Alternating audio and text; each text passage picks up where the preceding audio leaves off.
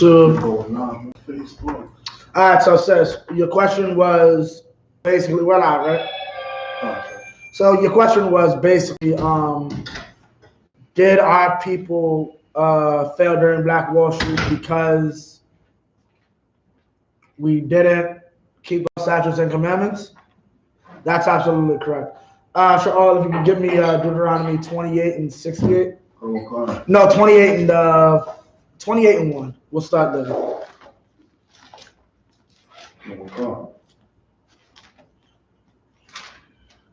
Okay, so we can get an understanding of what's called how the Most High's laws work and like how it matters. Keep going. Deuteronomy chapter 28, verse 1. Aqua, you have it?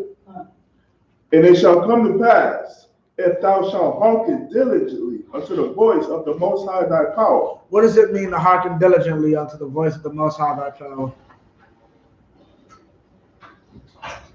Kansas. Shalom, you're sure. Listen. Okay, yes. But what does he mean by listen?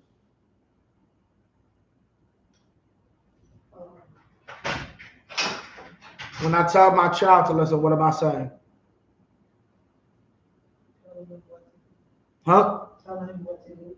You're telling him what to do and expecting him to. Okay, yes, but give me another word. Do it, but also to, yes, that's the right way. Give me another word. To obey, yes. Listen also means obey. Listen, or Shema in the Hebrew, also means to be obedient. Right? Like there's a sister in the school named Shemaiah or whatever. Right? That means she is obedient. She obeys. She listens. Right? Keep going. Oh God.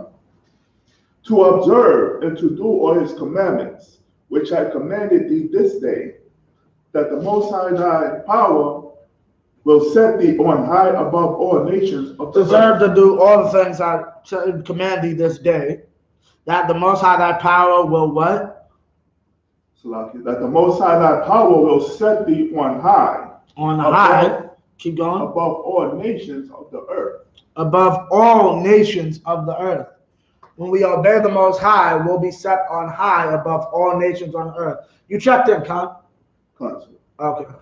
All nations on the earth. I was saying I was going to have to check in a second. Con. All nations on the earth will be above them. Meaning what? If we kept these laws, there's no economic power on the earth that could have stopped Black Wall Street. Right? Had we kept these laws. There is no one. Black Wall Street would be like how New York and Dubai is today. That's how Tulsa, Oklahoma should be right now. Kansas. So Black Wall Street was supposed to be like in the 1960 something area. 1960s. No, Black Wall Street happened in the 19 teens. Black Wall Street, we're gonna get it here, was created around became big around the 19 teens. What's going on? You good. You just checking something. Because they said how black people ran Harlem. Well, black people ran Harlem. The times they're talking about is like the 30s and 40s. I'm not sure about the 20s and all that. That might have still been Jewish.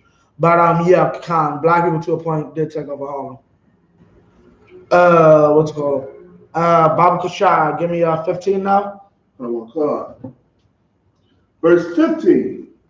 Right. But it shall come to pass, if thou wilt not hearken unto the voice of the Most High thy power. If you won't hearken to the voice of the Most High your power, keep going. To observe, to do all his commandments and his statutes, which I commanded thee this day.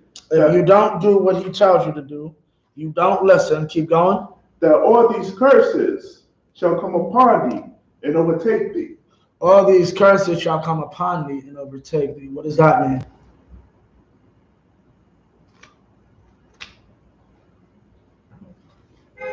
What is he saying here? Come on, Consulaki, he's saying that if you don't listen to his laws, if you don't listen to the Most High, follow his law, statutes, commandments, that all these curses shall come upon you, meaning that you're gonna be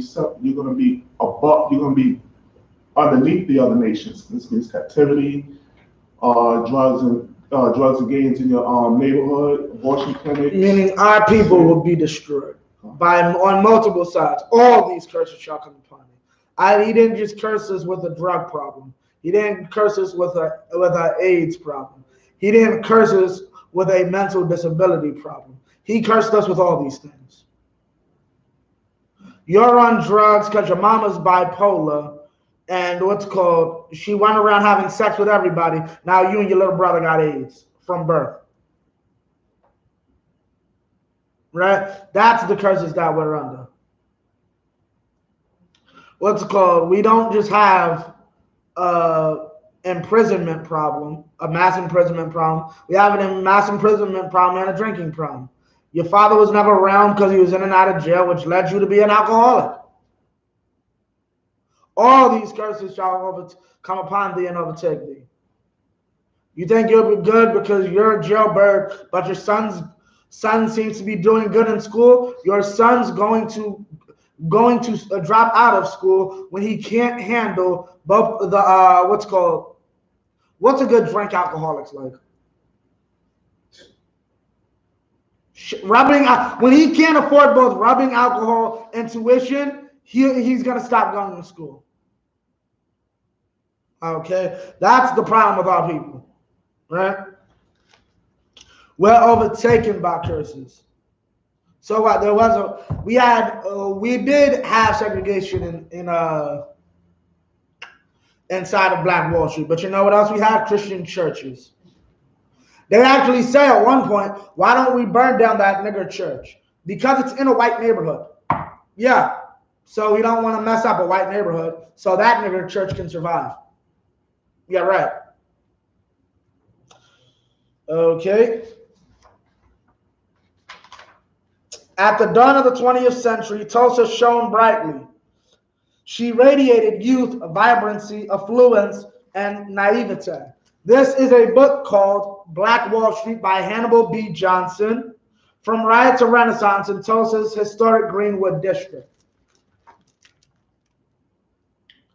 Initially called Tallahassee, Tulsa began as a slumbering outpost on the Arkansas River, settled by a band of Creek Indians. Beginning their epic journey in Alabama in 1834, the Creeks embarked on a 2-year odyssey that would eventually lead them to a place they called Tallahassee. Tallahassee became Tulsetown in the late 1800s. Tulsetown turned into Tulsa, an incorporated municipality, on January 18th, 1898, and became a sprawling city, one of the largest in the Southwest by the 1920s. By then, local boosters finally dubbed Tulsa the Magic City. Oil explained the rapid transformation from dusty hamlet to gleaming prosperity. Walter White, an official with the NAACP, described the caterpillar to butterfly metamorphosis in Tulsa in a 1921 article.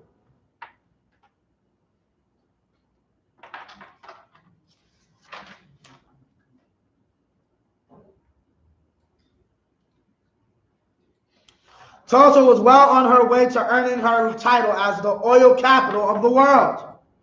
So-called Texas tea having been discovered around the turn of the century, but it was a tale of two cities, one black, isolated and insular, the other white, boundless and bustling.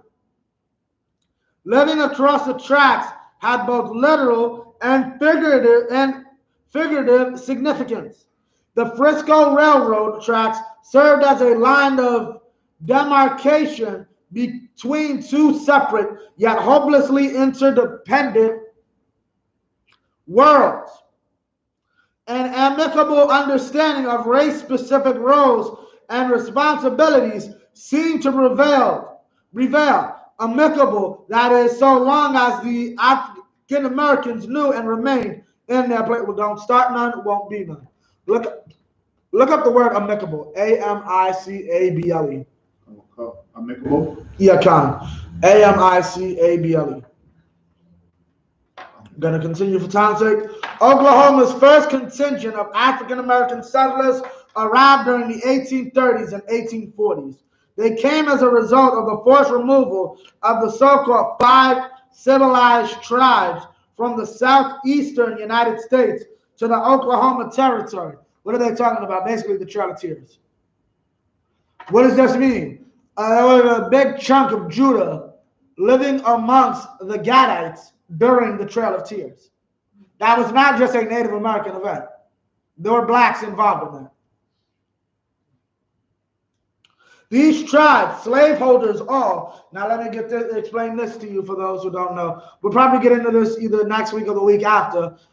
Native Americans did not, idea of slavery is you're my translator and you're the guard. And you can also become chief. You are not a literal slave under a Native American, usually. The Chickasaws, to my knowledge, were the only group to actually be malicious to their Negro slaves. You have it? Amicable, of relations between people, having a spirit of friendliness. Meaning what? We can be cordial, right? So long as they're saying we can be, the two peoples can be cordial, blacks and whites, so long as the blacks don't get out of line and don't forget their place. What meaning what? Always remember you're a slave to us. That's it. That's what it means. Okay. Slaveholders brought with them both African-American slaves and freedmen over the legendary Trail of Tears. African-Americans and Native Americans intermarried. Meaning what? What's called our societies were mixed in, because that's how it was supposed to be. When you get into the law says if you see your brother waxing poor and going into slavery, you are to buy his freedom. And that's what the Native Americans were doing during this time period. Khan. Salakia? Huh? Salakia, what's going on? No, because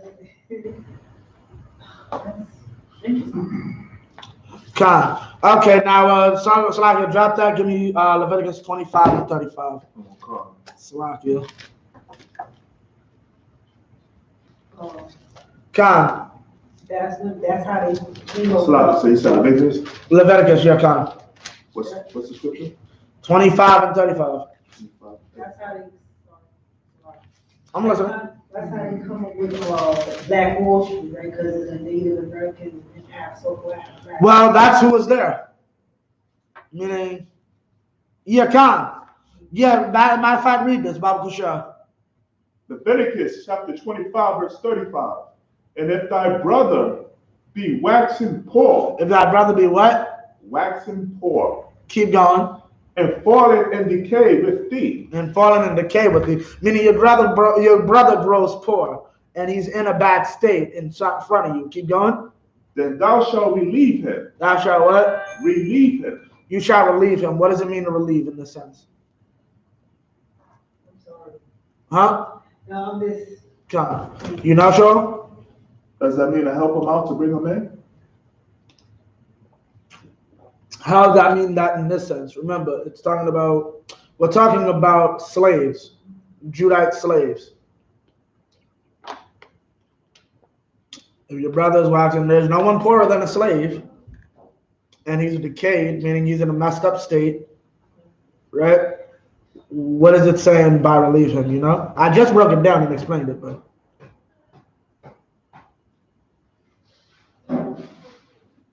Salaki, I'm not getting this. They bought them. That's what it means by relieve. Buying? Yeah, kind of, to buy them. Relieve him. Relief can mean many things. Relief just by itself means to like take a burden off somebody. Right.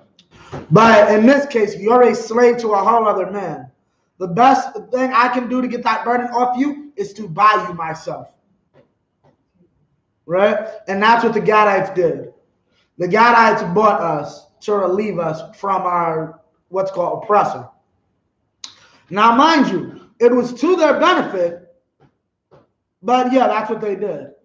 Meaning like, yes, please give me the cat who speaks your language, understands your culture, knows your food, knows everything about. Yes, please. I'm gonna bring him over here. He's gonna be a chieftain. He's gonna be the general. He's gonna be my translator. He's gonna be my tradesman. Whereas for that, for the white man, we were just picking cotton.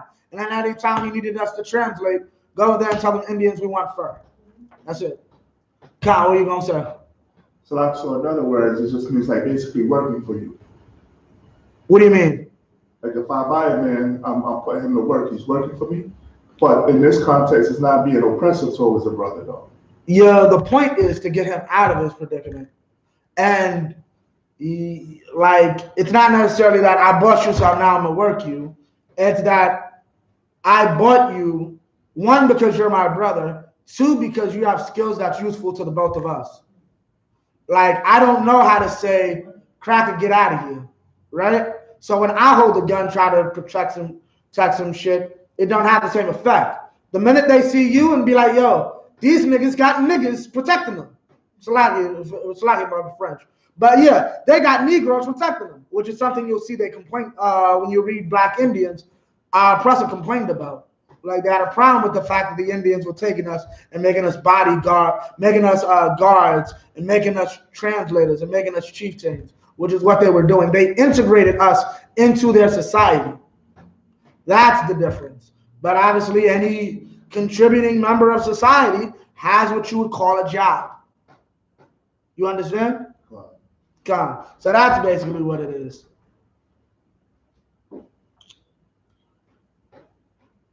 Many African Americans came to the Oklahoma Territory in answer to the call of African American Oklahoma boosters. These boosters viewed the Oklahoma Territory as an escape from the racism and sometimes barbarism they face in their home states. Promotional literature touting free land, full citizenship rights, and an escape from race-based discrimination proved irresistible for many. This is a lie. God, do you think, sis?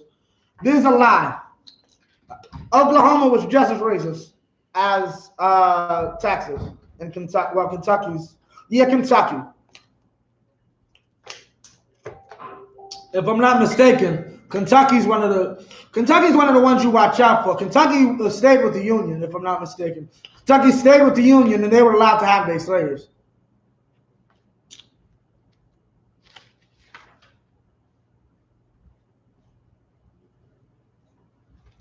Okay.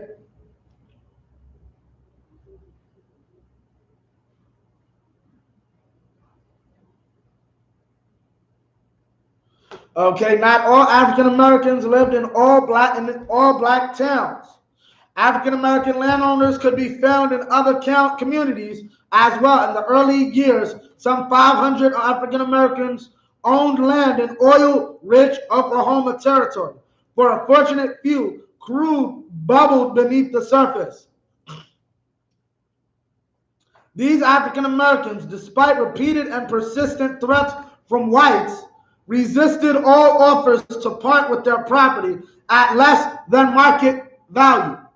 Meaning what? Your house is worth $300,000. The white man is not going to give you $300,000. He's going to try to lowball you for $100, $150, $175, right? If you and our people, no matter what they were doing to them, I'm not selling this. This is important to me because it's probably a family heirloom. That's probably something they've been passed down from a grandfather or a father, right?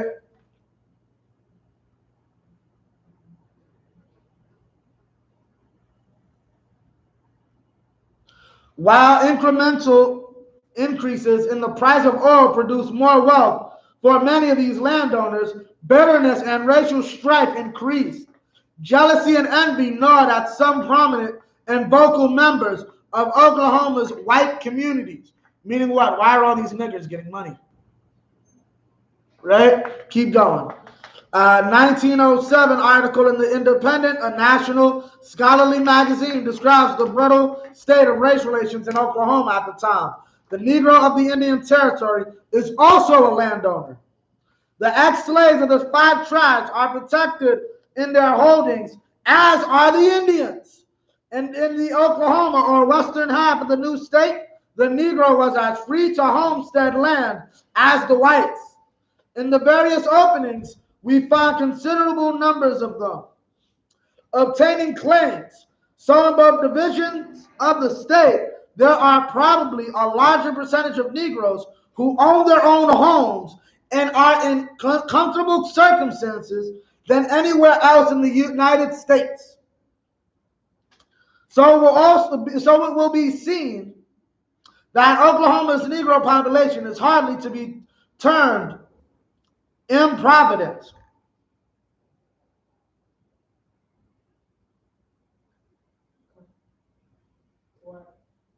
Okay. So basically, what I said at the beginning of we disobeyed the Most High, and that's how our property got took away from us. So back then in Oklahoma, so the Most High had put it in these Esau to do that to us, right? Uh-huh. Wait, say that one more time. At the beginning, how I told you, like the reason why the Most High took our our resources away from us is because we disobeyed the Most High.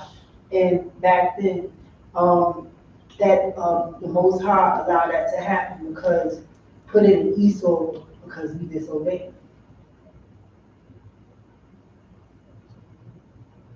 Right. Right, and that's exactly why.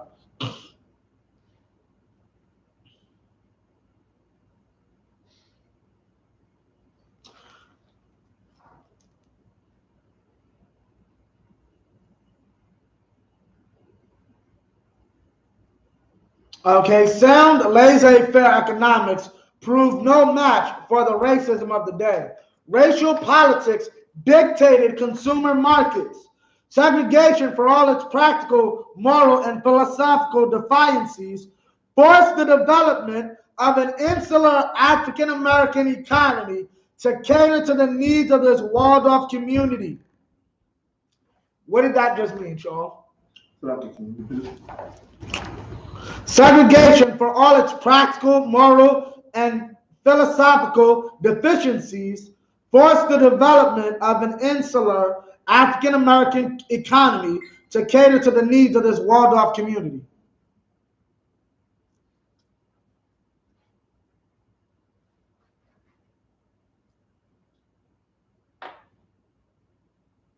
Anybody you know?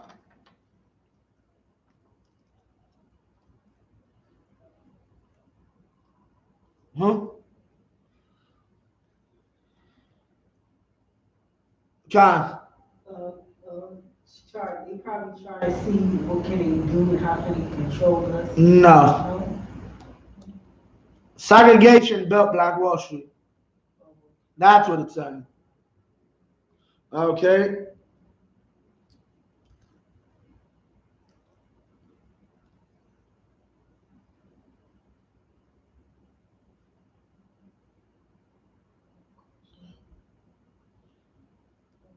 Okay, Salakia. The legitimate enterprises in the Greenwood district had one thing in common with their less desirable counterparts: Black consumers doing business with Black vendors. In segregated Tulsa, buying Black became more a matter of survival and less a matter of choice for African Americans, meaning we were forced to buy Black, right? And that's what the Most High is bringing back in the earth. He's making it where everybody has to go back to their own. Right? He's making it so that if you don't want your daughter mess with inside of a college, you better send her to an HBCU. Consequently, providers of goods and services in the Greenwood district held captive an eager market and tapped into pent-up demand. Dollars circulated among the Greenwood district's inviting rooming houses, restaurants, billiard halls, hotels, smoke shops, shoemakers, barbers, hairdressers, shoe shiners, tailors, contractors, doctors, lawyers, dentists, and other professional and business establishments.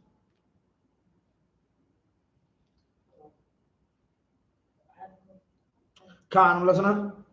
So the only people that was operating in Tulsa, Oklahoma was Native Americans and so-called blacks, right? That's the only. Whites live on the other side. Lived on the other side of town. So they lived on the other side of town, and we lived over here. So it was just like African Americans and Native Americans, right? Right. Okay. Segregation forced African Americans to invest in their own community. Then, as now, such investment, whether coerced or voluntary, yields more than mere economic rewards. It promotes community self-sufficiency.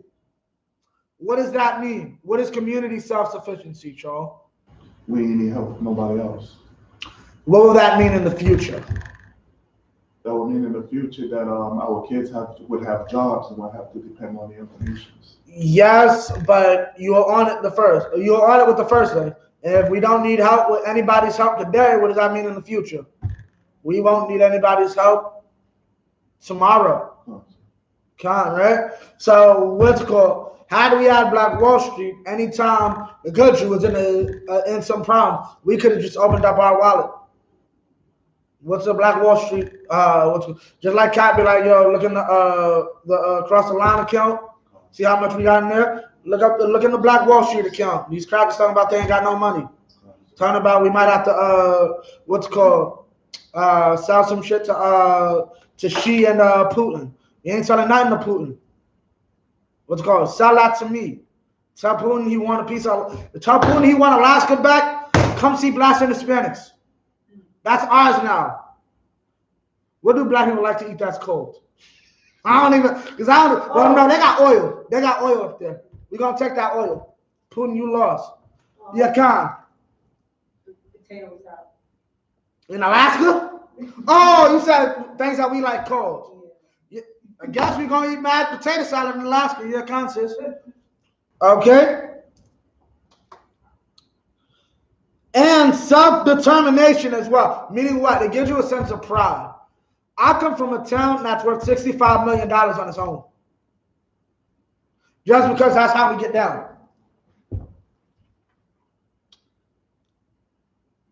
Okay. Now we're going to start to get some of this. Give me Psalms 119:78. God damn.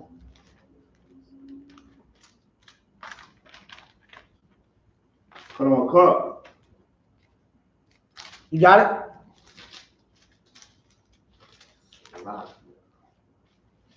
Psalms 119, verse 78. Let the proud be ashamed, for they dealt perversely with me without a cause, but I will meditate in thy precepts. They dealt perversely with me without a cause. Meaning what?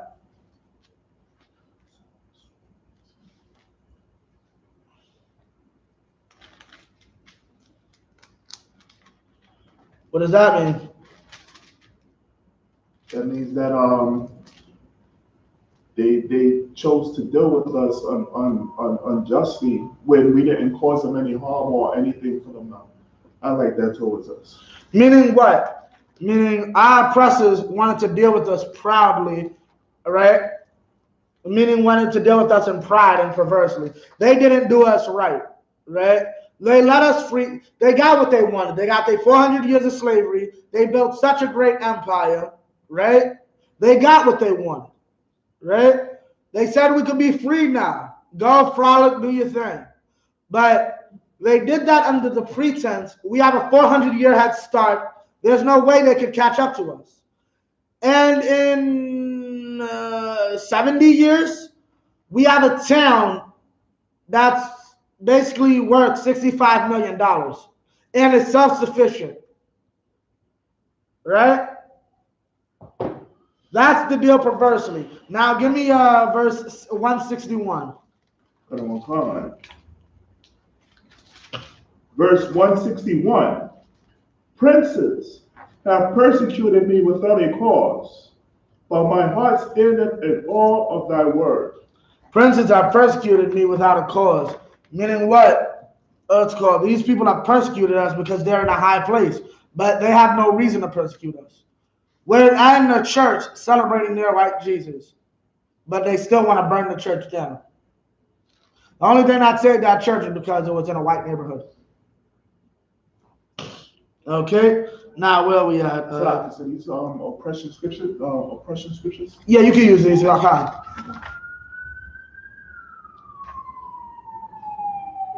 Boils down to What?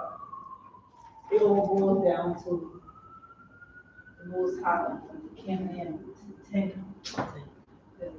statutes and laws. Sean. Can I ask you a question? I'm listening. For all, you said 1,400 years? Say what? You said 4,000 years, right? What do you mean? For what? How they suppressed us. 400. 400 years.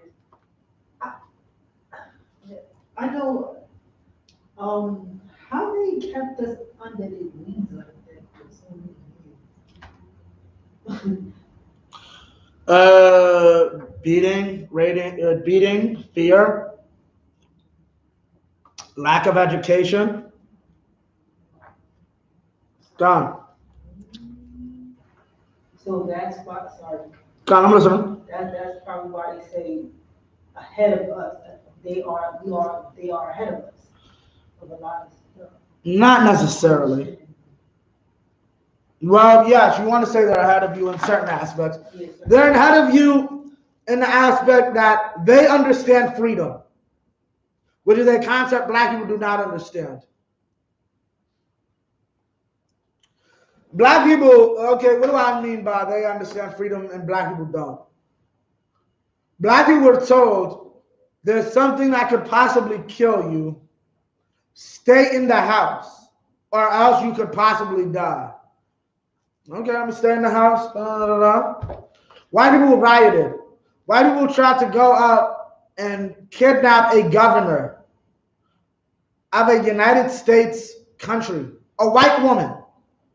White people tried to get up in Michigan and kidnap the female governor of Michigan. Because Michigan, is democratic and was supporting all the COVID restrictions. So they wanted to go fight that. You know why? Because they're free people. You're not going to tell me what I can and cannot do. Black people for the last 400 years have only ever known someone telling them what they can and cannot do. I can't go outside the house. I have to eat DoorDash 3 meals a day. Okay. The white man's not having that. So that's how you get what you got last year. Oh, wow. I'm sorry. John, you good. Right. Because they understand freedom. Right. We don't understand. Now, you can look at it and be like, the doctors are right. COVID is harmful and you do need to stay in the house. But at the end of the day, what you need to understand is they have the power and mindset to say, I'll make my own decision instead of waiting for somebody else to do it for me. We don't do that. Like your rights, your freedom of. Okay. Here's the difference. Black people think they got rights. White people actually have them. And here's the thing. Black people think they have rights, right? Well, there's a difference between a white person who thinks he has rights and a black person who thinks he has rights. No, a white man knowing his rights and a black person thinking he has rights. A black person repeatedly tells the cop, like, I have rights, you're not supposed to treat me this way, so on and so forth. You know what the white man does?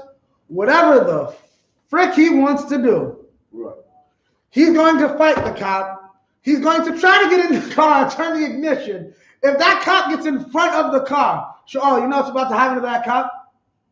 He's about to get run over. Right. Yeah, that cop's getting run over. Slap you. And the sad thing is, you'll be lucky if the cop pulls out a taser. right? That's the difference. The white man don't even talk like you're not supposed to do this, you're supposed to do this. You work for me. First of all, the white man tells him straight up. Black people don't even have this courage. You work for me. We pay the same taxes as a so-called white man, but he understands I'm free, you're a slave. The cop works for me. He doesn't work for you.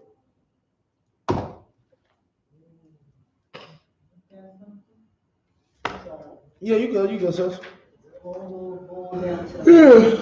Salakia.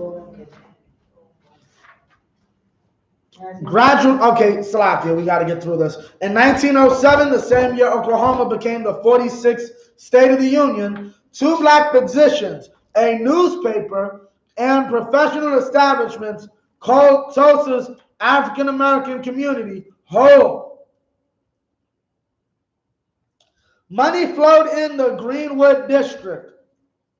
It became fashionable for men to dangle $20 gold pieces from their watch chains.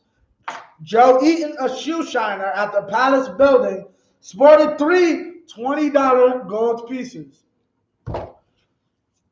Understand, 20 is like probably 100. Somewhere clear, like I don't know the exact conversion, but that'd probably be like $100 today. A 20 piece? Shit, probably actually more. Probably closer to. Because this is the teens we're talking about, not even the 60s.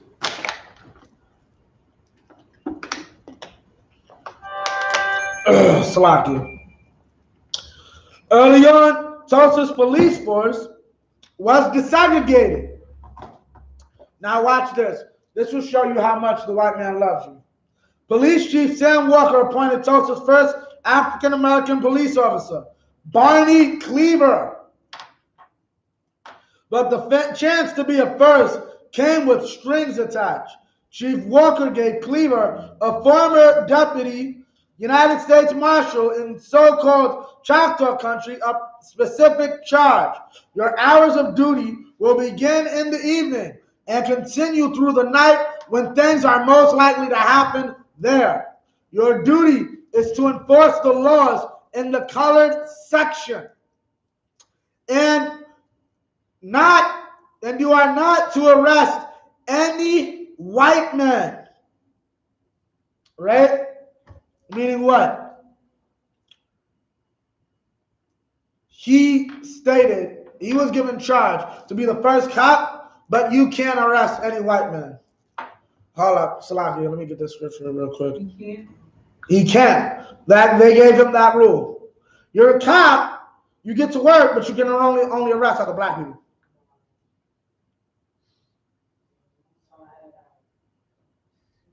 Salakia, shall all get this for me?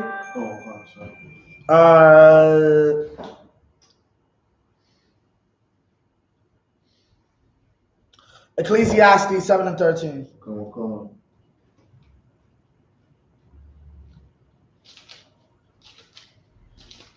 Ecclesiastes chapter 7, verse 13.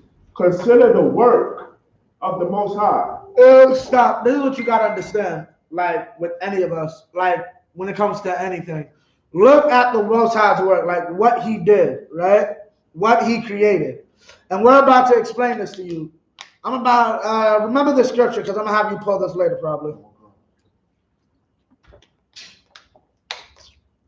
Okay.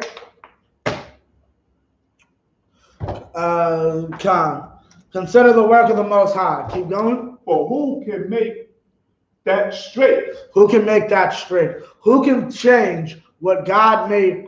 Keep going. Which he hath made crooked. Who can put right what God made wrong? Who can make good what God made evil? Who can make straight what the Lord made crooked? Your oppressor was born this way. Right. He is estranged from the womb. That is in the Bible. Right? Okay? He was born to be the bastard who will always see you as less. This is supposed to be a man of law and order, but you can only arrest your own, and you can't arrest a white man. All right?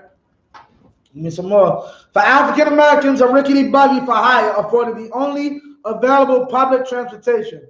Then Simon Berry started a jitney service using his topless Model T Ford. A nickel would buy a ride all up and down Greenwood, and as many people could ride as dared hang on to the moving car. Right? So Jake style, you just hanging on to a car, we out, right? Barry later started another line running down Lansing. That made it possible to go all the way downtown and back on one single nickel. He added a top to the Model T, then built a jitney garage on Archer Street, where he trained African-American mechanics. Later, Barry brought in buses, and his mechanics became the operators. Right? Meaning what? Black economics. Right? We were able to create our own economics. How? By having love for each other. This brother said, we have no way to get up and down these streets. I got a car. I'll try to catch a nickel to go to and fro with my car. As long as you can hang on, you good. He made so much money, he was able to buy another car. And then pay for gas to go 2 different directions. And then made that much money then, he bought a garage. And then he bought buses, and the cat who was fixing his jitneys or his cars started to drive his buses. And this built black economy. And this is what we have to have, but here's the problem. You have to have brotherhood. You have to have sisterhood. It does not exist when, who is that? Fetty Wap, I think it was. They asked him about the conditions of black people. He's like, I'm out to get paid. It does not help when Oprah wants to give a all-white audience brand new cars and have some steak and Africans. That doesn't help. Okay? So, Khan. So, like, the Native Americans helped the so-called blacks to, like, monopolize and stuff, right? They got them out of freedom, and we lived together. Yeah, they helped them to monopolize money. I wouldn't say that much, not monopolize money, because really, it's the other way around. Native Americans didn't really understand money. What did James do? Huh? What James did? Yes, because you got to understand, like, Native Americans had lived here for 2,500 years by themselves, and, like, gold was a rock to them. Like, just like you pick up a rock in the road, that's what gold was. They didn't understand that people will really kill you for this. Like, so when white people came over saying, we want those rocks, okay, here, take it. Take as much as you want. It's a rock. Right? They didn't understand that on the other side of the ocean, people really create wars and kill millions of people over this rock. So really, they had to play catch up to understand, nah, this is a valuable commodity to them. The white man loves this thing. Okay, now I understand, so we don't give this to them too much. That's so forth. So, Khan. all right, so how did, like, the Native Americans, you told me, but they never had skills or nothing like that? Yeah. They had skills. It's just, I'm from another planet. On my planet, your black headscarf is worth $50 million. But to you, it's just a regular ass headscarf. You understand? That's how the Native Americans were. I got a job, I got skills, I can do things. But to me, this is a headscarf because I got a million of these. That headscarf is rare. There's only like 2-3 headscarves in my whole planet. That headscarf right there will make me richer than Bill Gates on my planet. You don't know that though, because you have it in so much abundance. You can buy a headscarf anywhere. God. Sorry, it's like a person saying, it's like a person saying, I can see something inside of you that you can't see yourself. Not necessarily, because it's like I don't know what a dollar looks like, but I have $100 on me. You know what a dollar looks like, right? You know what $100 looks like, right? I think this is just a piece of paper. I might write on it, not realizing this is actually worth something. Right? Little Native American children used to take gold, catch. Hey, let's take these big ass things of silver and skip stones. That's hundreds of dollars right there you're skipping into the water. They don't know any better because they have the whole ocean is full of it. So it's like they didn't have a concept of finances, which is why they were able to be abused by our oppressor. We'll get into this more when we get into the history of Black Indians and that whole thing. But yeah, that's basically the gist of it. At the peak of his operation, there's a account with the buses. Berry reportedly made as much as 500 a day. A phenomenal sum at the time. You know what 500 a day is? 5 G's, 10 G's a day. That's crack money. Salaki, huh? That's like money. Yeah, 10 G's a day, 5 G's a day. Yeah. What's it called? Barry invested in the community that had been so good to him. In 1926, he acquired land and established a park on 13 acres. An acre is big. So if it's 13 acres, that's right. One of Oklahoma's first African American aviators, Simon Berry, meaning what? This cat wasn't even just a bus driver or a cat who owned the bus company. He was an aviator, meaning what? He was a pilot. He was a pilot in a plane, right? Owned his own plane. He owned cars. He owned buses. He owned the bus company. Now he owns a plane. He and partner James Lee Northington Sr., a successful African-American building contractor, operated a popular airline charter service in Tulsa in the mid-1920s. Wealthy white businessmen patronized the business.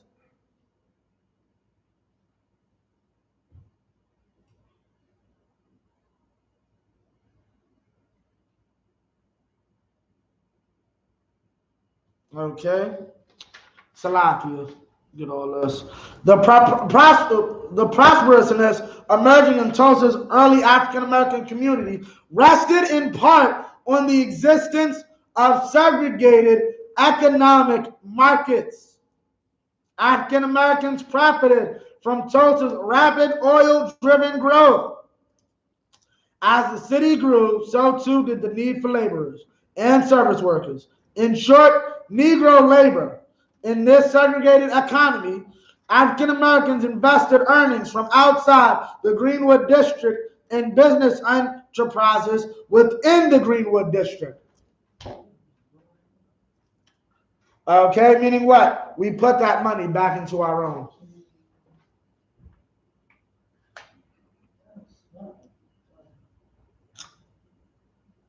Okay.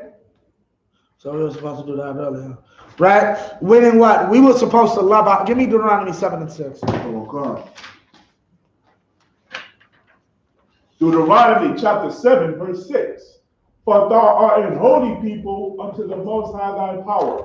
The Most High thy power hath chosen thee to be a special people unto himself, above all people that are upon the face of the earth. Now, okay, now break that down for Tulsa, Oklahoma. How did you break that down, Joe? For thou art holy people, we were separate. Right. And just like Tulsa, Oklahoma, we were separate from them. We integrated with them. You know, we support their businesses. We as a holy people, we were separate. Keep going.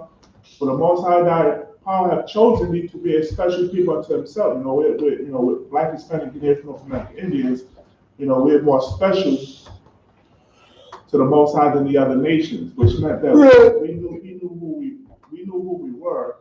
You know, we knew how important it was for us to keep together.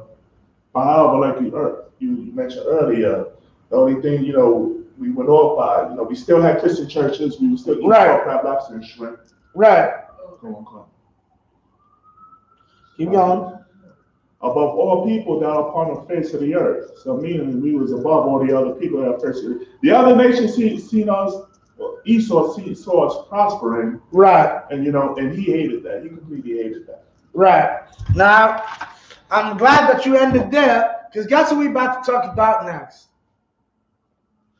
The Klan, notorious for terrorizing African Americans, Jews, and Catholics, and for its particular brand of justice, proved no stranger to Oklahoma.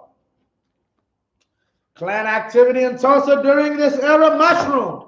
Indeed, Klan rosters from the era reveal a startling embrace. It ain't startling for us. Of the organization at all levels of Tulsa society. What does all levels of Tulsa society mean? Can you repeat that whole picture? What, the last part of the whole thing? The whole thing. Indeed, Klan rosters from the era reveal a startling embrace of the organization at all levels of Tulsa society.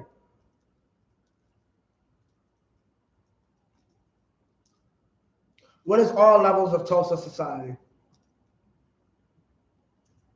Does that mean that we completely own the rule everything? No, like this is talking about the Klan. Oh, The Klan was embraced by all levels of Tulsa society. What does that mean? Oh, meaning that they basically were jealous. They basically No. All embraced by all levels of Tulsa society. Con. They pop up out of nowhere. Con. What is it? Con. What does it mean to embrace? To take in. To take in. Oh, All levels of society. What are levels of society? levels of society. Does that mean our like Why are you thinking about our, like we the Klan? Slacking? Why are you thinking about like our, like we're the Klan? No. Con, no, because you're saying our.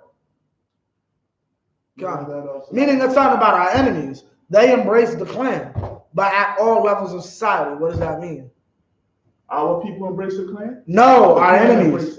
Yeah, no. The white man, the oppressor embraced the Klan, right? At all levels of society. What does that mean by at all levels of society? And this will teach you something about our oppressor. I'm not getting it. So.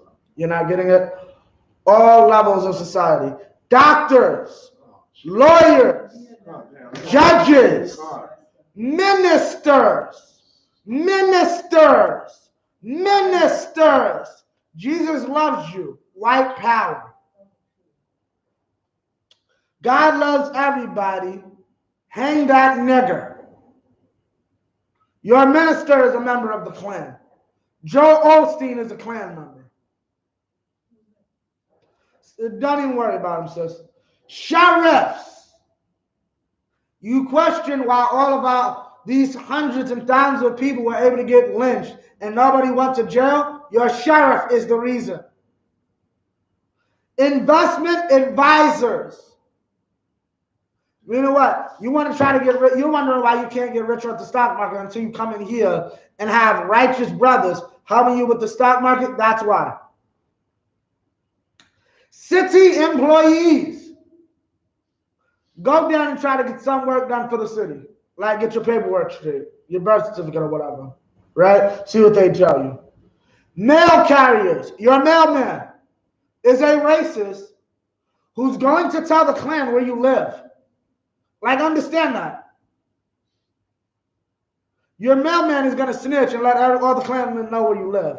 You're going to wake up in the middle of the night and you're going to have a cross burned on your lawn. And you're going to question, how the hell do these cats know where I live?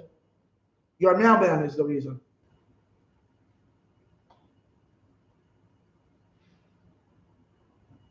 Oil field workers. This is the good one. School teachers. School principals, policemen, firemen, police commissioners. So meaning the bottom and the top of the police department was racist. Bricklayers, and this is why you can't go into their system and fix anything. This system was created to be evil. This system in all facets is evil. Barbers, plumbers, florists, and janitors. The cat who has to sweep up the floor and clean the toilets. White power, I hate niggas. Right? That's what we're getting from this.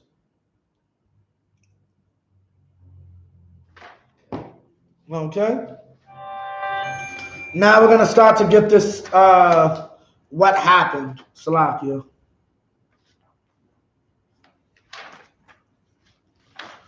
We can start about 35. Khan, what you gonna say, sis? You want to be empowered when 30. you're going to start being empowered soon, right? Right, correct. How soon? As soon as YAHANNA comes back, let's get back into this about the show. Black, okay, in the loss of over 700 homes and 200 business houses, the Negroes of Tulsa have sustained a loss of over $4 million. Two of the finest hotels that the Negroes own in America. In America. I will repeat, in America. Two of the finest hotels that we owned in America went up in smoke. Shaw. Okay, you're a little downtown, but have you ever seen the New Yorker on like 34th? The New York on 34th? Yeah. New Yorker Hotel. I know. Nah. You've seen it, right? Very tall, yeah, very tall and all that. Yeah, kind. Yeah, imagine that whole thing on fire. Well, imagine the hotel we was at. Imagine that whole thing on fire. Imagine having to get up in the middle of the night, the hotel is on fire. And not even is the hotel on fire. You're coming out of the building to an angry mob. Ready to kill you. Some of them children, like 10-year-olds. We'll get into it. 10-year-olds with guns ready to kill a black man. Yeah. But we're crazy for going out on the street corner and saying the white man is the devil that the Bible speaks of. Like, me personally, I have to get this as a cover-up because I'm so deep inside of here. Like, but Esau is just now coming back. Like, yo, this is a big thing, Black Wall Street. He's just coming back with this, right? But at the end of the day, we've been to about all this. Like, they consider it a cover-up. Like, the government covered this up and hid this, which is true. I didn't hear about Black Wall Street until I was out of school. They don't teach you about Black Wall Street inside of the school system, which is a failing. And what's called, why it's so important when they talk about things like, okay, let me explain something here, not to get too off topic. What time is it? Yeah, we got time. Not to get too off topic. When it comes to, I'm a teacher in the 12th grade, right? I was about to graduate high school. She's Greek. She has I want to say her son's 2 or 3, but he's young. And she was a funny teacher. Like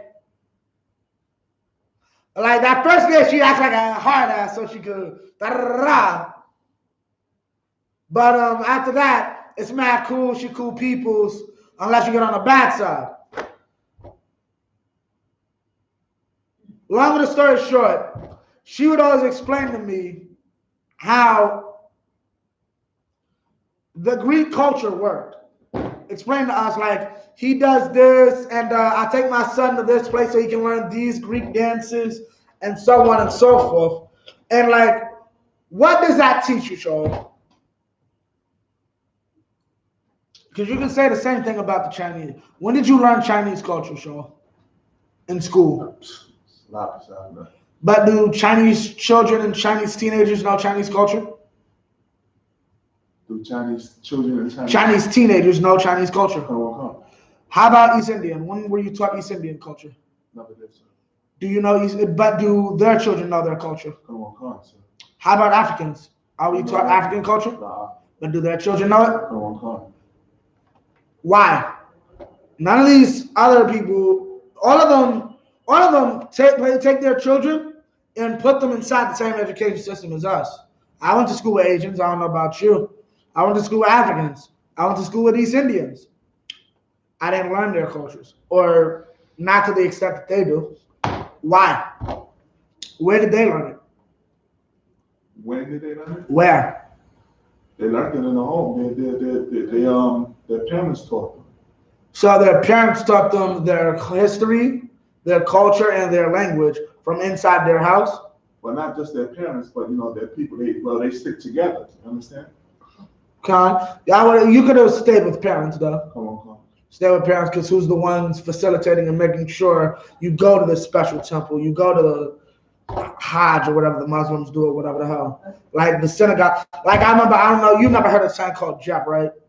Jewish education program. No. They used to let the Jewish kids leave 8th period so they can really just sit there and eat pizza and cut the last class, but to learn about their culture. Right. That's something that their people take a what's it called of. Now, here's what you have to understand. Our people are so disenfranchised and destroyed, we can't do that. You have to come to me for me to teach you about Black Wall Street. And that's sad. Right.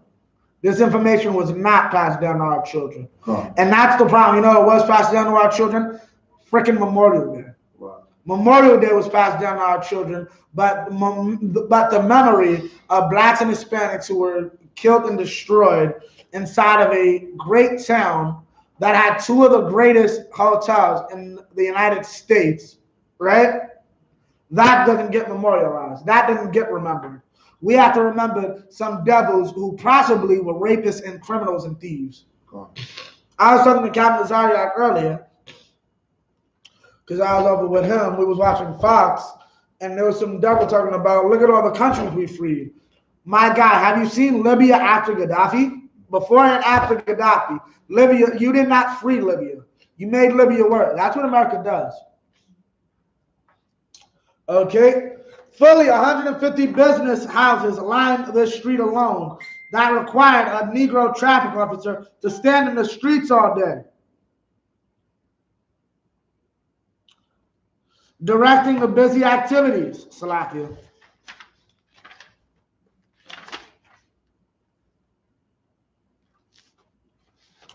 So now we're going to get into how this all started. The alleged Monday morning assault on a 17-year-old white girl, Sarah Page, by a 19-year-old African-American boy, Dick Rowland, also known as Diamond Dick, destroyed the surface calm between the races. Smoldering racial tensions ignited into blazing racial hostilities. The resulting melee and inferno reduced the Negro Wall Street of America to ashes. And they talking about giving these people reparations. I hope they're doing the proper conversion on these numbers. Because the Berry family is damn near some millionaires. And I don't want, from the time of my burning, or the value of my, what's it called, converted into today's money. I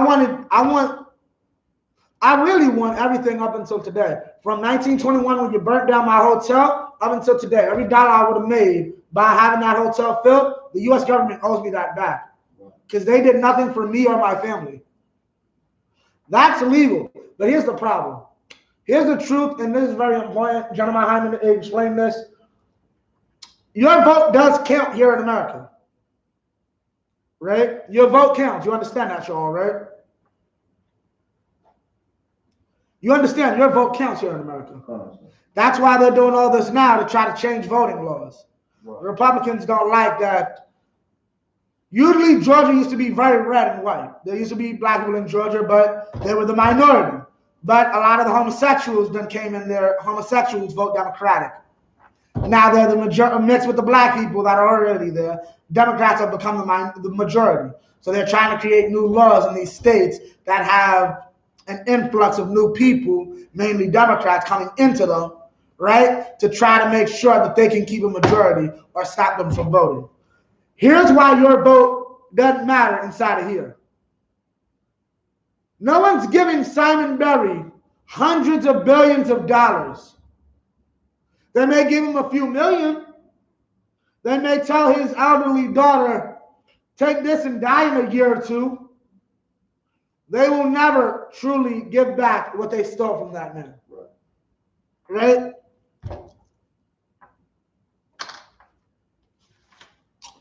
Rolling a $5 a week plus tipped shoe shine boy in a Main Street parlor. A crook. This cat makes $5 a week. Another cat makes $5,000.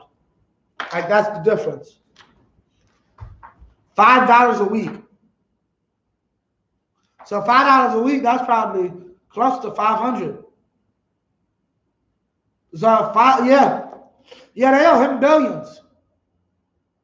Because if $5 a week is enough for a cat to live off, what is 5,000?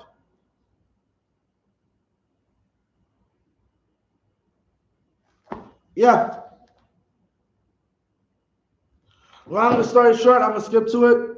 According to Roland, the elevator lurched, causing him to lose his balance and fall against Sarah Page, a young white woman who operated the elevator in the Drexel building. She screamed.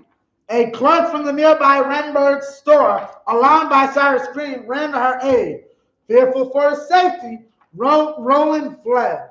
Now, why did he flee? Why did he run? Say what? Leave her instead of him. Right. To some, Roland's flight implied guilt, but to most African Americans, well aware of the fate that had befallen other African American men accused of sexual improprieties with white women, flight seemed reasonable and rational under the circumstances. Sarah Page initially accused young Roland of assault, but quickly retreated from that accusation. The damage, however, had already been done. Dick Roland was picked up by the police on Tuesday, May 31st. What is today's date? 1921.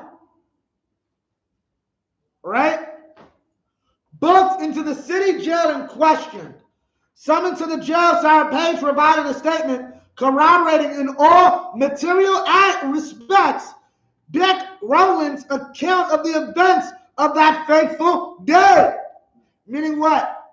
He got in my elevator. Meaning what? What happened with this white woman? I got in the elevator jerked, and I tripped on her. Miss, we need you to come in for questioning. What happened when he got in the elevator? He got in the elevator tripped, and he fell on me. Same goddamn story. News of the attempted rape of young Sarah Page spread like wildfire. But the news was mere fiction, even by Sarah's own account. The Tulsa Tribune hit the streets about 3:15 on Tuesday with word of the incident. An unknown man called the police about 4 p.m. The word on the street, according to the caller, was that a white lynch mob planned to take the matter into its own hands. The Tulsa Tribune contributed mightily to the talk of a lynching. Indeed, its largely fictitious account of the incident gives new meaning to the term editorial license. Nab Negro for attacking girl in elevator. This is their account. A few minutes later, he entered the elevator, she claimed, and attacked her, scratching her hands and face and tearing her clothes. Her screams brought a clerk from Renberg's store to her assistance, and the Negro fled. Right? So they basically lied and gave a whole story about him being some goddamn rapist when that wasn't true. About 9:15, rumors of a planned downtown lynching. Baba Kashab, give me John 15 and 13. You got it? Planned lynching reached the Greenwood district. Several African-American men decided to stand up and be counted. They would put their lives on the line to protect Dick rolling from the lynch mob. Read what you got. John chapter 15, verse 13. Greater love have no man. Greater love what? Greater love have no man. A man has no greater love in his life. Read on. Than this, that a man lay down his life for his friends. Than that a man should lay down his life for his friends. That's what these brothers showed. And that's why we don't have this today. We don't have this today because no one's willing to lay down their life for their friend. We're willing to have sex with our friend's woman. We're willing to snitch on them. We're willing to be evil towards them. But no one's willing to lay down their life for their friend. What's lay down your life for your friend? I will stop selling drugs in my community because all these people in this community is my friends. You'll starve. Your wife might kick you out. Your girlfriend might kick you out the house because you have no Similac and pamper money. You're trying to make sure her aunt can't get a fix. Oh, what, a fix? Get high.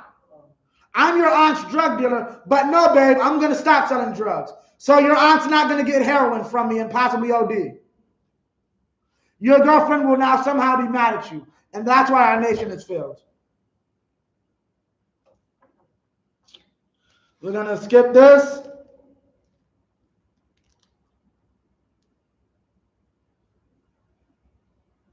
So basically, the white men surround, I'm going to just, because for time's sake, the white men surround the sheriff's place, right? The precinct. Black men try to go there to protect the brother. The sheriffs and all that see them. It's like, oh, y'all got to leave. Because if y'all here, it's going to be a fight. Right?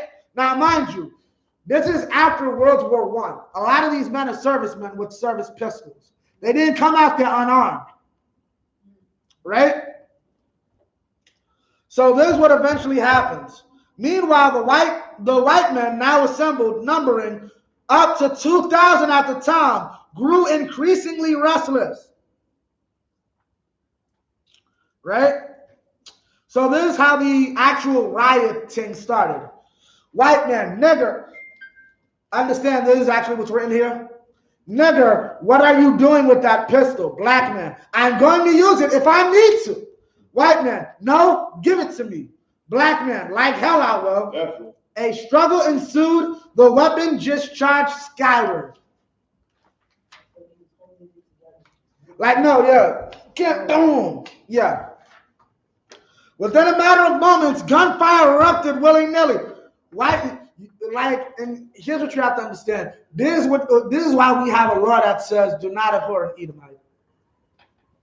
Man, not an idiot. Imagine one idiot would have been there like, yo, fuck this crap. Plum. And just shot into the crowd. He didn't have to hit it.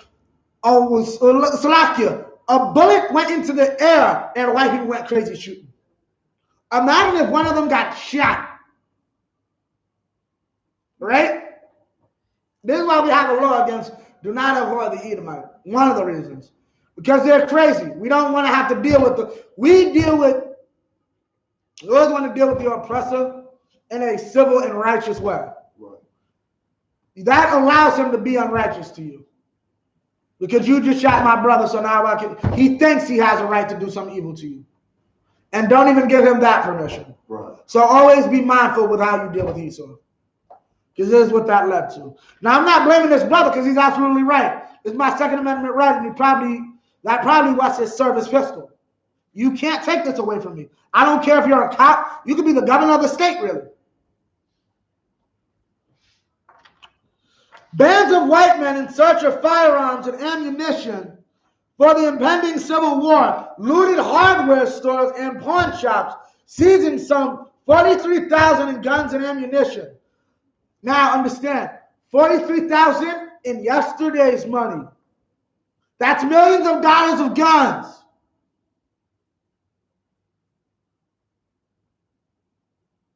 Right? Mind you, more than likely they're looting black hardware stores and pawn shops and such. Numerous accounts, including the affidavit of Van B. Hurley, a well-regarded Tulsa policeman at the time of the riot, cite the use of airplanes, not just as tools of reconnaissance, but as birds of prey. vehicles of death and destruction. Here's what they won't tell you. I don't believe this has been brought up.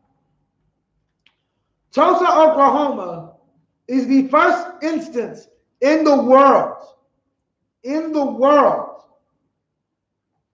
Salakia,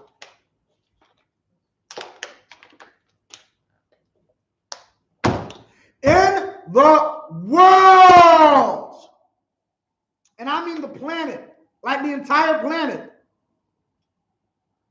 that an airplane was used to bomb somebody, that an airplane was used as a weapon.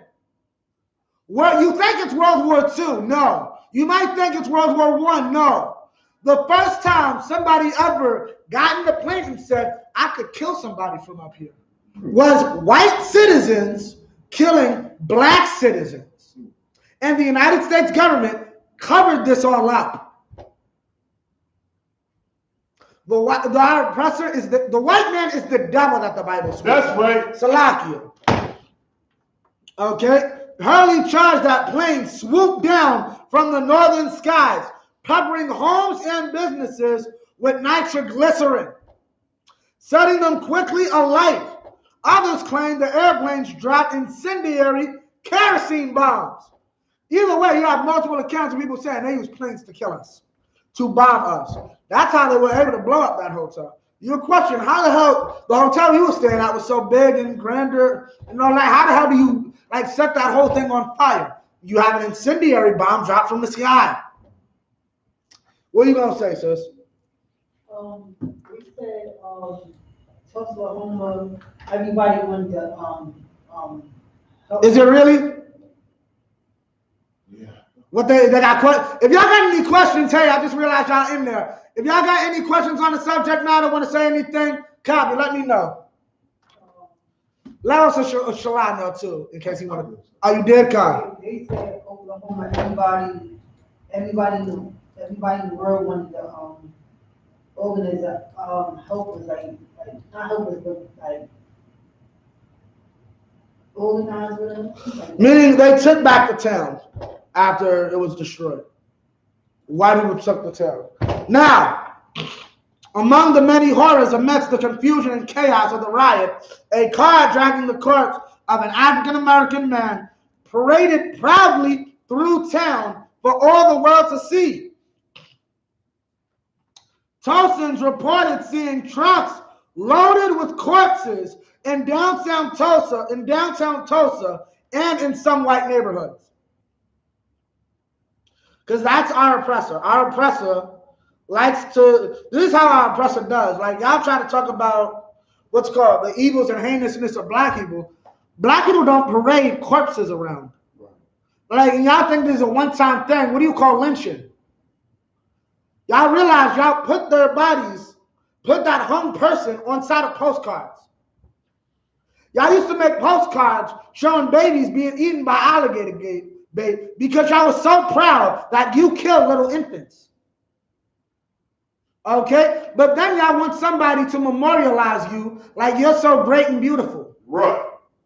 Like your country, what's called, back about 10 years ago, it came out, them soldiers are over there in the Middle East raping and killing them goddamn women. Right.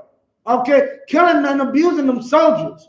What's called our oppressor is a goddamn bully, man. Yeah, right. And here's the truth. We don't care about what's called these other nations. Why? Because we're the only ones that have to deal with it on a 24-hour basis. We get such evil treatment here in America. It's like they call it passive aggressive. They've discovered new ways to be racist to us where you have to realize it. Right? Among the many horrors, Salakia, by 6 a.m., the African-American community had been invaded wholesale by frenzy armed white men. White boys as young as 10 years old, armed and unduly respectful of both law and person, participated in all aspects of the brutality, mayhem, and horror that transpired. What does that mean?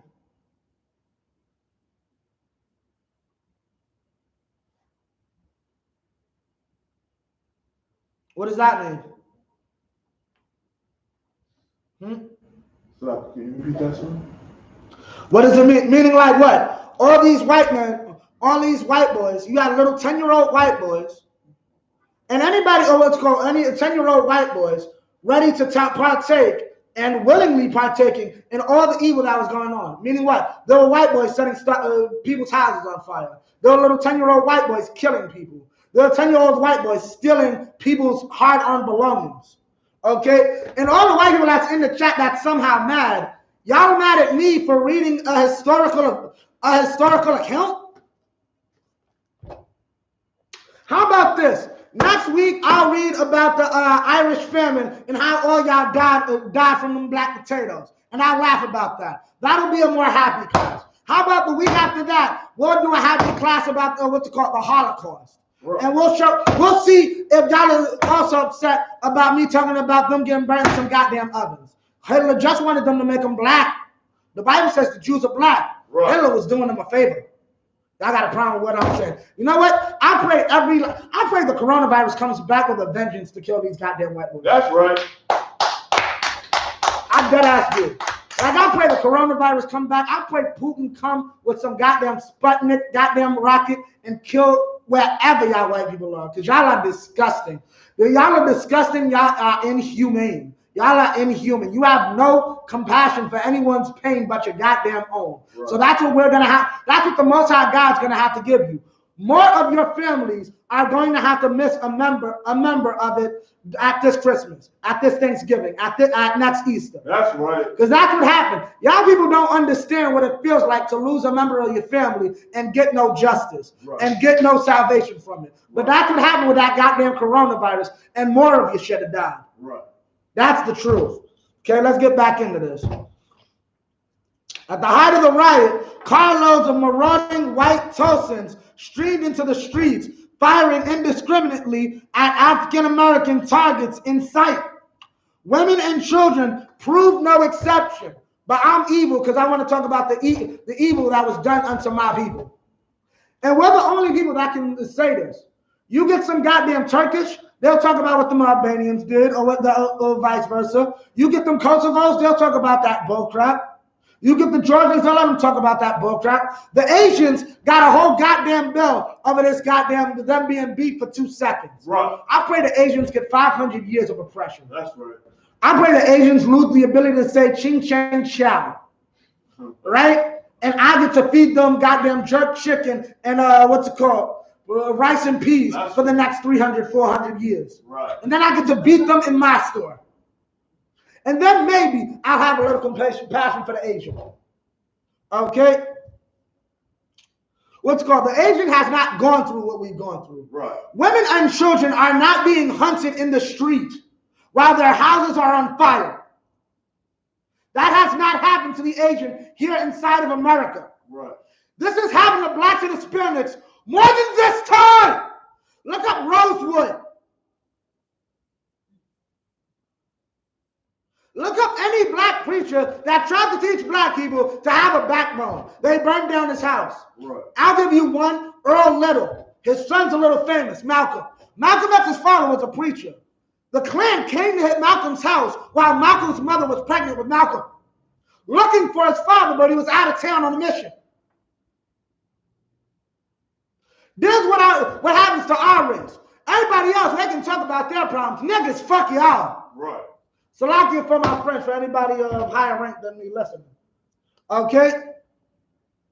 Now we're going to get an account of a sister, an elderly sister. Salakia, is this the one?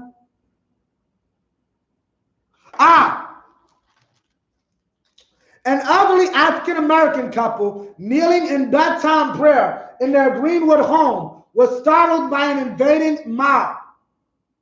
After murdering the couple, execution style, they didn't just come in 2 bullets. You stand here, kaplow, kaplow, execution style. Right? The mob ransacked and pillaged the house before setting it ablaze.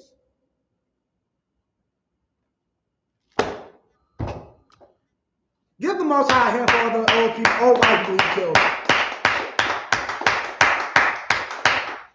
That's the point. The Most High sent the coronavirus, right? These are the last days. The scripture says in the scripture says in Matthew the 24th chapter, that in the last days you shall see pestilence and famine and plague. This is what you're seeing. And he's bringing it. Why? Because of the evil you've done to your children. Okay? Done to his children. Right? That's why your elderly's dying. Because you want to shoot my elderly execution style, then rob them, and then set the house on fire. Right? After they had the homes vacated, one bunch of whites would come in and loot. Even women with shopping bags would come in, open drawers, take every kind of finery from clothing to silverware and jewelry, which is why I give the white women no leeway. I pray for the death of every white woman. Right. I pray every white woman that is in the hospital right now about to give birth gives birth to a rat. That's right. Okay? Not because I have some beef against you because you're white. I have a beef against you because of the evils your people have done to mine. And you're obviously showing me right here, you don't give a damn. Right. So you know what? I don't give a damn either. I pray for more coronavirus in your community.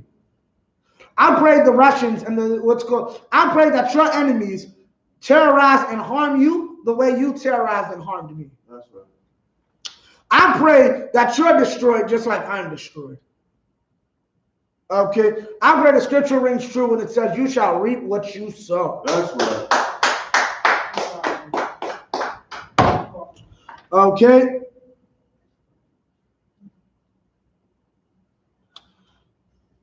Men were carrying out the furniture, cursing as they did so, saying, "These damn Negroes have better things than lots of white people." I stayed until my home was caught on fire. Then I ran to the hillside where there were throngs of white people, women, men, and children, even babies. The wicked are estranged from the womb. This is in them to do this. This is why we try to teach our people. We have no business trying to come together with these people. Our only bet is to stay away. Right? Keep watching and taking snapshots of the proceedings of the mob. Meaning what? And you know, old school cameras were expensive. Right? And the film itself was expensive. So you really wanted to see this and have a memory. Yo, I was there. Now, this is the part I was talking to. The city, some remarked that the city ought to be sued for selling damn niggers. This is in the book, property so close to the city. One woman noticed the First Baptist Church, which is a beautiful structure located near a white residence district. She said, "Yonder is a nigger church. Why ain't they burning it?" The reply was, "It's in a white district." For time's sake, give me Baruch 3:1. God, for time's sake, we're going to skip up and... Baruch, chapter 3, verse 1. Salaka, you can hold it.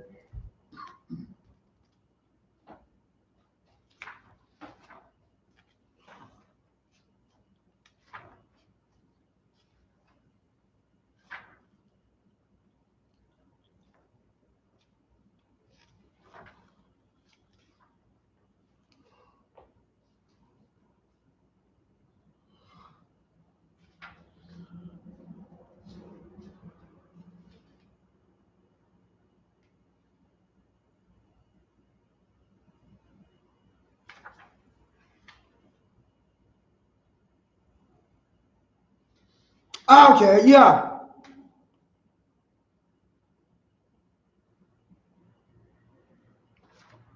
Now we're going to get to this.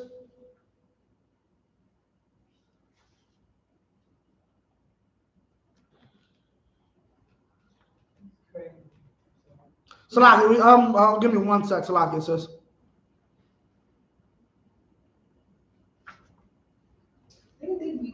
Okay, Khan. Oh, okay. What you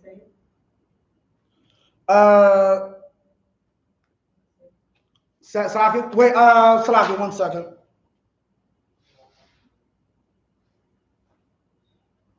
Because there's a lot.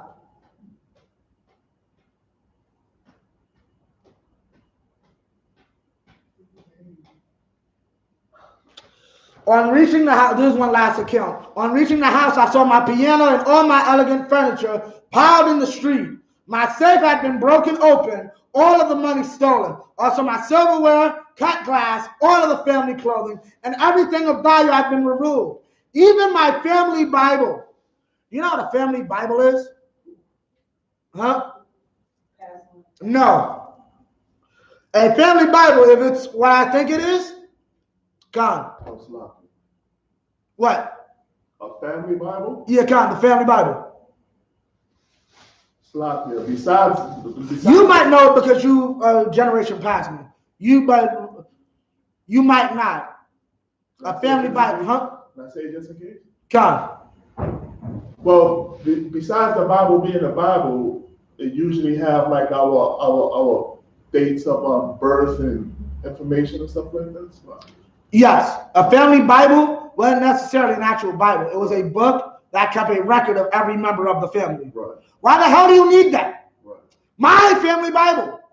Like, y'all can understand, you're going to come in here, you're going to steal the TV, you're going to steal the computer. Why do you need to know my mama's name, though? Right. The white man our oppressor is the devil. That's right. My electric light fixtures were broken. All the window lights and glass in the doors were broken. They said we wanted you to have nothing of value. If Robert came, would he not leave some grapes? My car was stolen and most of my large rugs were taken. I lost 17 houses that paid me an average of over $425 per month. So he was making more than Simon, the brother with the buses. Police Chief Gustafan, in a post-riot report, Governor Robinson listed the official death toll as non-white men and boys, and 68 African Americans, including men, women, and children. Other accounts of riot fatalities vary widely, some being as high as 300. It's in the thousands. Thousands of our people died during this event. First, witnesses reported seeing black corpses hauled to the banks of the Arkansas River and dumped like so much waste in a public sewer.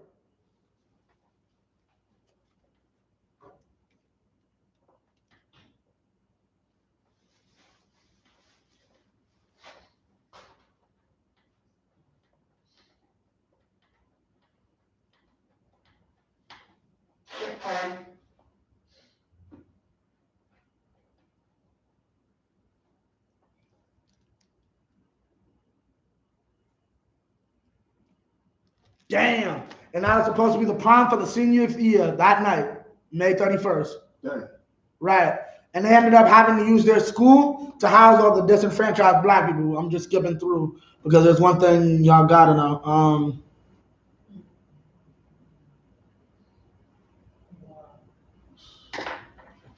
While the Booker T seniors were deprived of their prom, others were deprived of something far more significant: freedom. What do I mean? Oh, Salakia, liberty. What do I mean? Hastily arranged internment camps. Salakia, look up the word internment. Internment? T-I-N-T-E-R-N-M-E-N-T.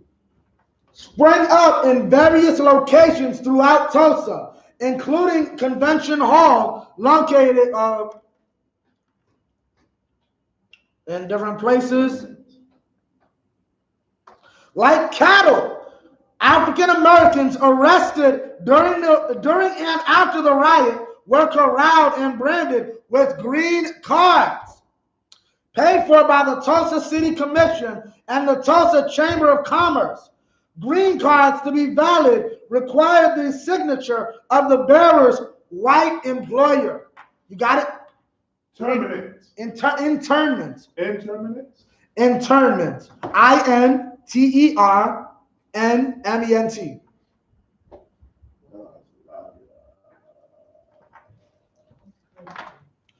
Huh?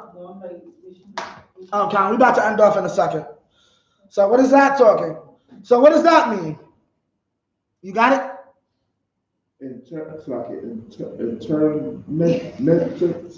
Internment, yeah. INTERNMENT. I'll look it up. Kyle, what's your question, sis? They act like, these Caucasians act like, they sooner or later when you talk about freedom, when they freed us. They never freed us. Salakia, the act of putting someone in a prison or for political reasons or during a war, the act of interning someone, the state of being interned, basically they imprisoned these people for no other reason other than they're black. And you're the victims of a riot. Once again, I will reiterate, you are the victims of a riot. Yet you're the ones who's going into, You're the ones who's going into slavery. So, right? Keep going. Yeah, we was kings and y'all was cavemen. No sweat. So when they sold for freedom, they didn't find out. They seemed like. Well, we got to get through this, sis. They said, we're going to find out anyway. Right, but sis, we got to get through this. We only got a few minutes, Salakia. Okay, so that's basically what happened. Now what? They locked him up and said the only way you can get out is if your boss lets you out. If your boss comes to get you. What's the problem there, Sean? Try to keep your song silent, sis, next time. So repeat.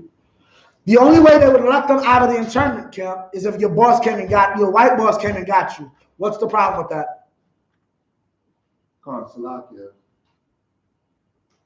That basically that boss who came and got you was his property. So no, nothing to do with that.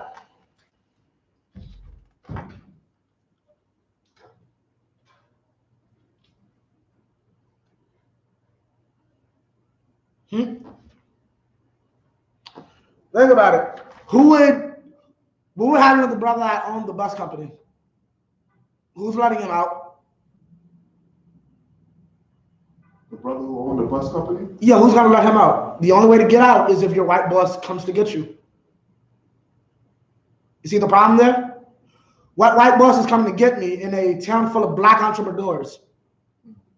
We're all bosses. We're all our own boss. Like, what's it called? Like, yeah, you trapped us here. You knew what you were doing. Everybody knows what this town is. The town's becoming world famous. Or nationally famous, at least. And what's it called? They knew exactly what they were doing in this town. Okay? Khan. Now give me what you got in there. Chapter 3, verse 1. Khan. O Most High, O Most High Almighty, power of Israel, the soul in anguish, the troubled spirit cried unto thee. The troubled spirit cries unto thee. Right? Why is the spirit troubled? Because our people don't want to keep the law. The spirit is troubled because since we don't want to keep the law, we're punished. Since we don't want to keep the law, our people don't even know who our enemy is. Keep going. Verse 2. Hear, O Most High, and have mercy, for thou art merciful. Thou art merciful. Why is he saying he's merciful? Because regardless of our disobedience to him, he's willing to look the other way. Keep going. But thou art merciful and have pity upon us, because we have sinned before thee. Because we have sinned before thee. Keep going. For thou endurest forever, and we perish utterly. Meaning what?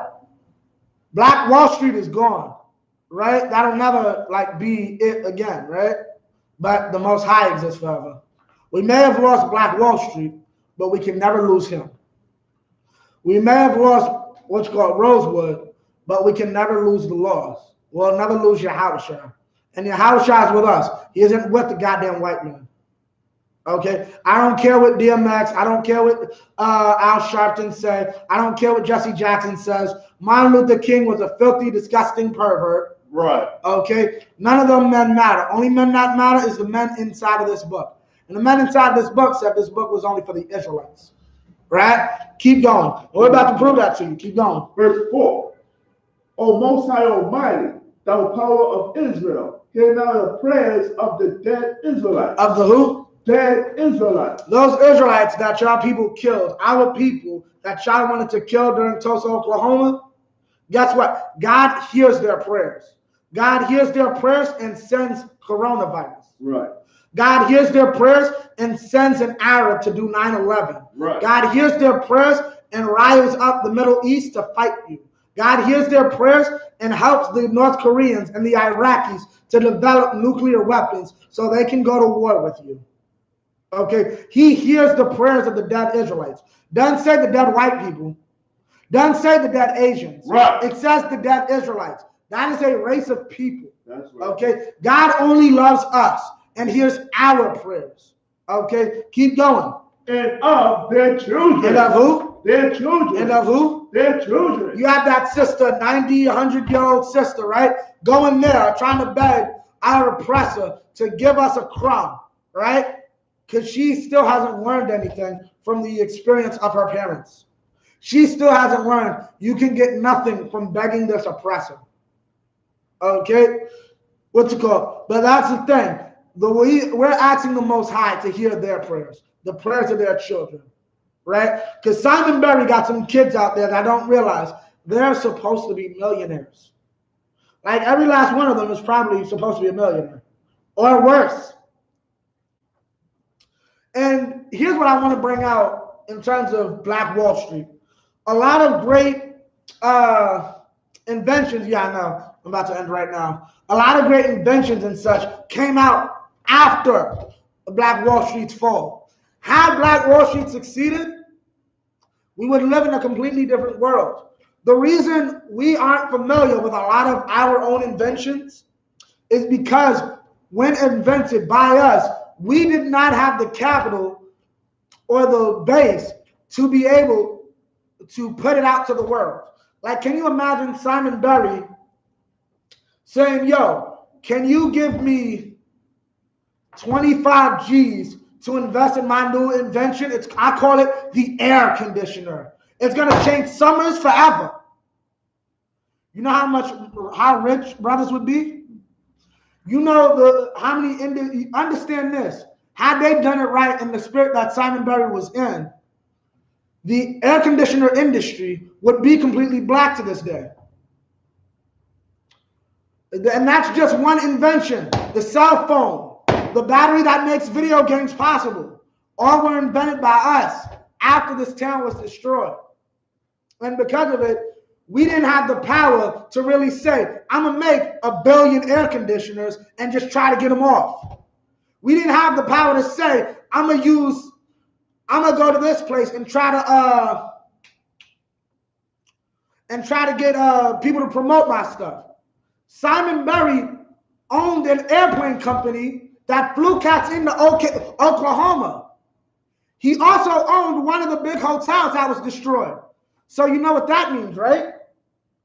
What's it called? When Duke Ellington gets on the plane to go do a show in Tulsa, he's going to be like, yo, why it's so chilly in here? It feels good. Right. Oh, that's because we got this new thing called the air conditioner the boss invested in. The air what? Yeah, it's called the air conditioner. We're trying to get one in every home. Matter of fact, when you get to the hotel, we got one in there too.